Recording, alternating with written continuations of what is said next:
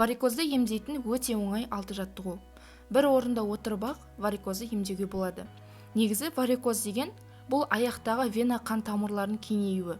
Ол көзге оғаш көрінетін проблема ғана емес, сонымен бірге ауыртатын кесел. Асқынған жағдайда венаға қысым түсіп, қан тамыр ішінде үйіп қалады. Түйінделіп, ісікте пайда болады. Тіпті қан тамырлар жұқарып, тесілу қаупі де бар. Сондықтан да ауырсынусыз баяу басталатын варикозға бей-жай қарауға болмайды.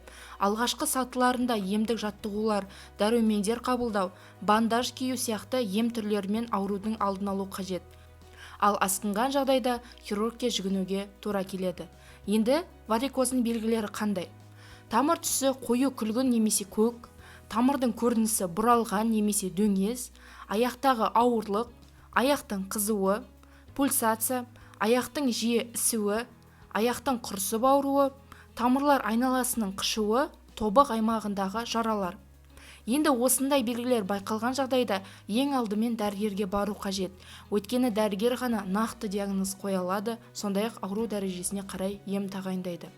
Жалпы дәрігер нұсқаған еммен бірге йога жаттығуларын орындауға болады.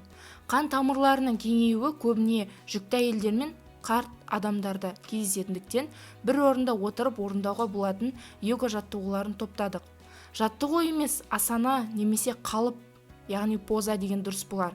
Білікті фитнес мамандары ұсынған бұл йога асаналары қарапайым болғанымен емдік әсері зор. Ендеше кеттік. Біріншісі, артқа матсyendrasana. Йога мамандары аяқтағы қан тамырларын түйінделуі жоғарғы жақтан басталады дейді.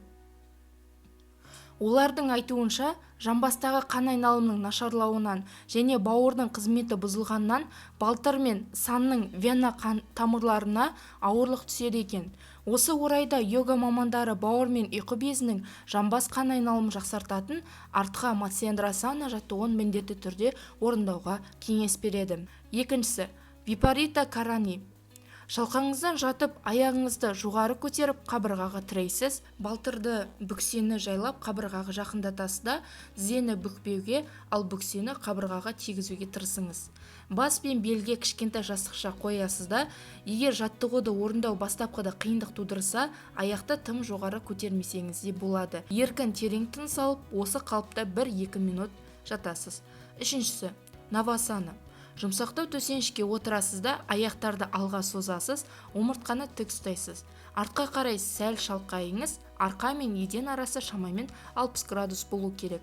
Қолдарыңызды кеуде тұсында алға созып, еденмен параллель ұстайсыз. Жайлап аяқтарыңызды еденнен көтересіз де, тізені бүгіп, жоғары көтерсеңіз де болады. Еденде тек жамбас қана қалу керек. Осы қалыпта шамаңыз келгенше 30 секунд тұруға тырысыңыз. Төртіншісі, батха конасана. Еденге немесе қатты төсенішке отырып, арқаны, омыртқаны, басты тік ұстайсыз. Тізені бүгіп, аяқтарыңызды алға тартасыз, табандарды жамбас тұсында бір-біріне жақын ұстайсыз да, тізені мейлінше еденге тигізіп ұстауға немесе жақындатуға тырысқан абзал. Қолмен тобық тұсынан ұстап отыруға болады. Осы қалыпта бір қалыпты тыныс алып, 1-2 минут отырасыз. Келесі уттанасана. Бұл жаттығуды жасау үшін тік тұрасыз да, қолдарыңызды жоғары көтеріп ұстайсыз, терең тыныс алып, оны сыртқа шығару барысында еңкейесіз. Қолдарыңызды аяқ ұшына тигізесіз де, немесе мүмкіндігіңіз болатын болса, жақындатасыз. Мүмкіндік болса, тізені бүкпей, мұрныңызды тізеге тигізген дұрыс. Тыныс алмай кідіріп, осы қалыпта шыдағаныңызша тұрыңыз. Тыныс ала отырып бастапқы қалыпта оралыңызда жаттығуды 2-3 рет қайталауға болады. Келесі вирасана. Тізелеп төсеніште тұрасыз, қолды еденнен көтеріп, артқа қарай шалқайып тік отырасыз. Жамбасты және балтырдың сыртқы жағы еденде болу керек, осы қалыпта 2-3 минут отыру қажет. Нәтижеге жету үшін 6 жаттығуды қатар орындау міндетті емес. Өзіңізге ыңғайлы біреуін ақ таңдап алып, күнде орындасаңыз да жеткілікті. Басты қағида күнде жаттығу жасау. Ал сізге қандай қалып ұнады?